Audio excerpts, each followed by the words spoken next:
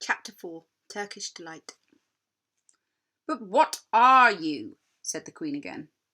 "Are you a great overgrown dwarf that has cut off its beard?" "No, your Majesty," said Edmund.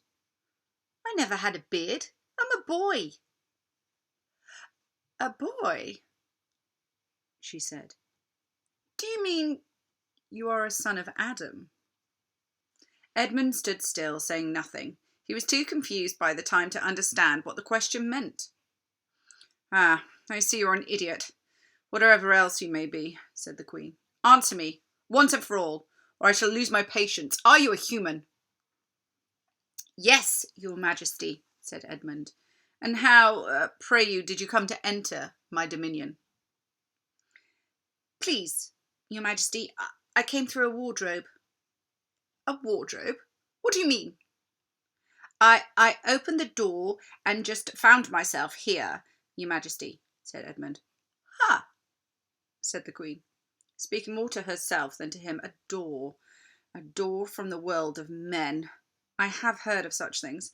This may wreck all, but he is only one, and he is easily dealt with." As she spoke these words, she rose from her seat and looked Edmund full in the face, her eyes flaming. At the same moment she raised her wand. Edmund felt sure that she was going to do something dreadful, but he seemed unable to move. Then, just as he gave himself up for lost, she appeared to change her mind. "My poor child," she said in quite a different voice, "how cold you look. Come sit with me here on my sledge. I'll put my mantle around you and we'll talk." Edmund did not like this arrangement at all, but he dared not disobey. He stepped onto the sled and sat by her feet, and she put a fold of her fur mantle around him and tucked him in well. "Perhaps, would you like something hot to drink?" said the Queen. "Should you like that?" Yes, please, your Majesty," said Edmund, whose teeth were chattering. The Queen took from somewhere among her wrappings a very small bottle, which looked as if it was made of copper. Then, opening out her arm, she let one drop fall from it to the snow beside her. Edmund saw the drop for a second in midair, shining like a diamond, but the moment it touched the snow, there was a hissing sound, and there stood a jewelled cup full of something that steamed. The dwarf immediately took this and handed it to Edmund, with a bow and a smile, but not a very nice smile. Edmund felt much better as he began to sip the hot drink. It was something he'd never tasted before. It was very sweet and foamy and creamy, and it warmed him right down to his toes. "It is dull, son of Adam, to drink without eating," said the Queen presently. "What would you like best to eat?" "Turkish Delight, please, your Majesty." The Queen let another drop fall from her bottle and onto the snow, and instantly there appeared a round box tied with green silk ribbon, which, when opened, turned out to be several pounds of the best Turkish Delight. Each piece was sweet and light to the very centre, and Edmund had never tasted anything more delicious. He was quite warm now, and very comfortable. While he was eating, the Queen kept asking him questions. At first, Edmund tried to remember that it is rude to speak with one mouthful. But soon he forgot about this, and his only thought was trying to shovel in as much Turkish Delight as he could. And the more he ate, the more he wanted to eat, and he never asked himself why the Queen should be so inquisitive. She got him to tell her all at once about his brothers and his two sisters, and that one of his sisters had already been to Narnia and met a faun there, and that no one except himself and his brother and his sisters knew anything about Narnia. She seemed especially interested in the fact that there were 4 of them, and she kept coming back to this. "You are sure there are just 4 of you? 2 sons of Adam, 2 daughters of Eve. Neither more nor less?"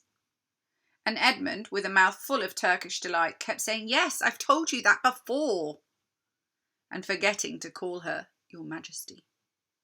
But she didn't seem to mind right now. At last the Turkish delight was all finished, and Edmund was looking very hard at the empty box and wishing that she would ask him whether he would like some more.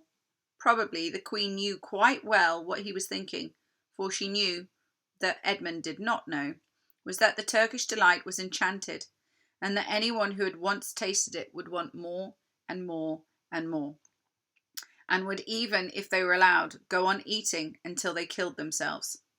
But she did not offer him any more. Instead, she said to him, "Son of Adam, I should so much like to see your brother and your 2 sisters. Will you bring them here to me?" "I'll try," said Edmund, still looking at the empty box. "Because if you did come again, bringing them with you, of course, I'd be able to give you some more Turkish delight. I can't do it now because, you see, the magic, it only works once. In my house, now that would be another matter." "Why can't we go to your house now?" said Edmund. When he had first got on the sled, he'd been afraid that he might drive away with him to some unknown place which would not be able to get back from, but he'd forgotten all about that fear now. "Oh, it is a lovely place, my house," said the Queen. "I'm sure you would like it. There are whole rooms full of Turkish delight, and what's more, I have no children of my own. I want a nice boy whom I could bring up as a prince, and who would be king of Narnia when I'm gone. While he was prince, he would wear a crown and eat Turkish delight to his heart's content. I think I would like to make you the prince some day, when you bring the others to visit me." "Why not now?" said Edmund. His face had become very red, and his mouth and fingers were sticky. He did not look either clever or handsome, whatever the Queen might say. "Oh, but if I took you there now," she said, "I shouldn't see your brother and sisters. I very much want to know your charming relations. You are to be the prince and later on the king. That is understood. But you must have courtiers and nobles. I will make your brother a duke and your sisters duchesses." "There's nothing special about them," said Edmund. "And anyway, I could always bring them another time." "Ah, but once you're in my house," said the Queen, "you might forget all about them. You'd be enjoying yourself so much that you wouldn't want the brother to go and get to fetch..." Pause. "Oh, but if I took you there now," she said, "I shouldn't see your brother and your sisters. I very much want to know your charming relations. You are to be the prince and later on the king. That is understood. But you must have courtiers and nobles. I will make your brother a duke and your sisters duchesses. There's nothing special about them," said Edmund. "And anyway, I could always bring them another time." "Ah, but once you're in my house," she said, "you might forget all about them. You will be enjoying yourself so much that you wouldn't want to bother going to fetch them. No, you must go back to your own country now, and then come to me another day with them. You understand? It's no good coming without them." "But I don't even know my way back on my own, to my own country," pleaded Edmund. "Well, that's easy," answered the Queen. "Do you see that lamp?" She pointed with her wand, and Edmund turned and saw the same lamp-post under which Lucy had met the fawn. "Straight on beyond that, that's the world of men. And now look the other way." And she pointed in the opposite direction. "And tell me if you see 2 little hills rising above those trees." I think I can," said Edmund. "Well, my house is between those hills. So next time you come, you only have to find the lamp-post, look through the 2 hills, and walk through the wood till you reach my house. But remember, you must bring them. The others. You must bring them with you. I might have to be very angry with you, Edmund, if you come alone." "I'll do my best," said Edmund. "And by the way," said the Queen, "you needn't tell them about me. It would be fun to keep it a secret between us, wouldn't it? Make it a surprise for them. Just bring them along to the 2 hills. A clever boy like you will easily think of some excuse for doing that. And when you come to my house, you could just say, Let's see who lives here. Or something like that. I'm sure that would be best. If your sister has met one of the fawns, she may have heard some strange stories about me. Nasty stories. That might make her afraid to come to me. Fawns will say anything. You know, and now... Please, please, said Edmund suddenly. Please, could I just take one piece of Turkish delight, just to eat on the way home? No! You must wait till next time. While she spoke, she signalled to the dwarf to drive on. But as the sled swept away out of sight, the Queen waved to Edmund, calling out, Next time! Next time, don't forget, dear. Come soon. Edmund was still staring after the sled when he heard someone calling his own name, and looking around he saw Lucy coming toward him from another part of the wood. Oh, Edmund, she cried. So you've got in too. It's wonderful, isn't it now? All right, said Edmund. I see you were right, and it's a magic wardrobe after all. I'll say I'm sorry if you like. But where on earth have you been all this time? I've been looking for you everywhere. Oh, if I'd have known you'd got in, I'd have waited for you, said Lucy, who was too happy and excited to notice how snappish Edward spoke to her.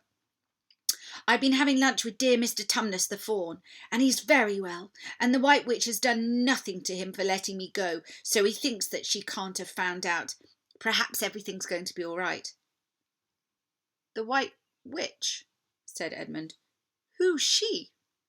Oh, she is perfectly a terrible person, said Lucy. She calls herself the Queen of Narnia, though she has no right to be queen at all, and all the fawns and dryads and naiads and dwarfs and the animals, well, at least the good ones, simply hate her. And she can turn people into stone and do all sorts of horrible things. And she's made magic so that it is always winter in Narnia. Always winter, but never Christmas, Edmund. And she drives about in a sled drawn by reindeers, and her wand in her hand and her crown on her head. Edmund was feeling really uncomfortable from having eaten too many sweets, and when he heard that the lady he'd just made friends with a dangerous witch, he felt even more uncomfortable. But he still wanted to taste the Turkish delight, more than he wanted anything else. Who told you all that stuff about the White Witch? Mr. Tumnus, the fawn, said Lucy.